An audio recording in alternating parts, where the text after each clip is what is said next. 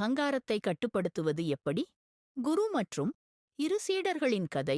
ஒரு கிராமத்தில் ஒரு பெரிய குரு இருந்தார். அவரிடம் 2 சீடர்கள் பயிற்சி பெற்றுக் கொண்டிருந்தார்கள், ரமேஷ் மற்றும் சுரேஷ்.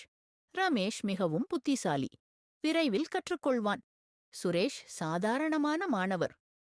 காலம் செல்ல செல்ல ரமேஷின் மனதில் ஒரு எண்ணம் வந்தது. நான் எல்லாவற்றிலும் சிறந்தவன். சுரேஷை விட நான் மேலேதான். இதுதான் அகங்காரத்தின் தொடக்கம்.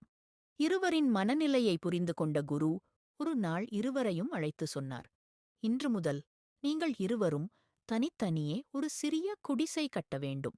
ஆனால் அதை நீங்கள் மட்டுமே கட்ட வேண்டும். வேறு யாரையும் உதவி கேட்கக்கூடாது.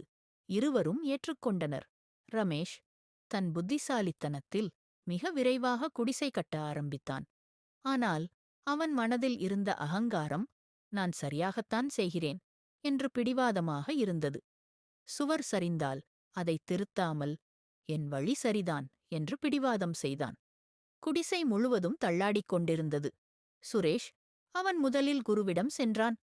சுவாமி, எனக்கு குடிசை கட்டத் தெரியாது. முதலில் அடிப்படைகளை கற்றுத்தர முடியுமா என்று கேட்டான். குருவிடம் அடிப்படைகளை கற்றுக்கொண்டான். ஒவ்வொரு கட்டமும் கவனமாக செய்தான். தவறு நடந்தால் அதை ஒப்புக்கொண்டு மீண்டும் சரி செய்தான். முடிவில் அவனுடைய குடிசை அழகாகவும் உறுதியாகவும் நின்றது. குரு இருவரையும் பார்த்து சொன்னார், ரமேஷ், உன் அகங்காரம், நான் சரி, நான் சிறந்தவன் என்ற பிடிவாதத்தில் நீ தவறுகளை ஒப்புக்கொள்ள மறுத்தாய். அதனால் உன் குடிசை உறுதியாக இல்லை. சுரேஷ், உன் பணிவான மனம் நான் இன்னும் கற்க வேண்டும் என்று ஒப்புக்கொண்டது. தவறுகளை சரி செய்தாய். அதனால் உன் குடிசை உறுதியாக நின்றது. அகங்காரம் என்பது ஒரு போலி நண்பன். அது உன்னை பலவீனப்படுத்தும். பணிவு என்பது உண்மையான பலம். அது உன்னை வளர்த்துவிடும். அகங்காரத்தை சமாளிக்கும் வழிகள். கற்றுக்கொள்ளும் மனப்பான்மையை வளர்த்துக் கொள்ளுங்கள். சுரேஷ் போல நான் இன்னும் கற்க வேண்டும் என்ற மனதுடன் இருங்கள். தவறுகளை ஒப்புக்கொள்ளக் கற்றுக்கொள்ளுங்கள். நான் தவறு செய்தேன் என்று சொல்வதில் தவறில்லை. அதுவே வளர்ச்சியின் அடையாளம். பிறரின் கருத்துக்குச் செவிசாய்க்கவும், ரமேஷ் போல எனது வழிதான் சரி என்ற பிடிவாதம் வாழ்க்கையில் தோல்விக்கு வழிவகுக்கும். சாதனைகளுக்காக தன்னை தானே பாராட்டுங்கள். ஆனால் தற்பெருமை கொள்ளாதீர்கள்.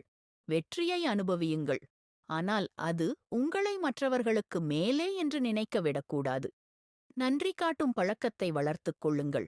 உங்களுக்கு உதவியவர்களுக்கு, உங்கள் திறனைகளுக்கு நன்றி செலுத்துங்கள். இது அகங்காரத்தை குறைக்கும். அகங்காரம் என்பது ஒரு கணம். அது இருப்பதால்தான் நாம் முன்னேற முடியவில்லை. அதை கழற்றிவிட்டால்தான் சிறகுகள் விரியும், உயரப் பறக்க முடியும். சுரேஷ் போல ஒரு வெற்று குவளையாக இருங்கள்.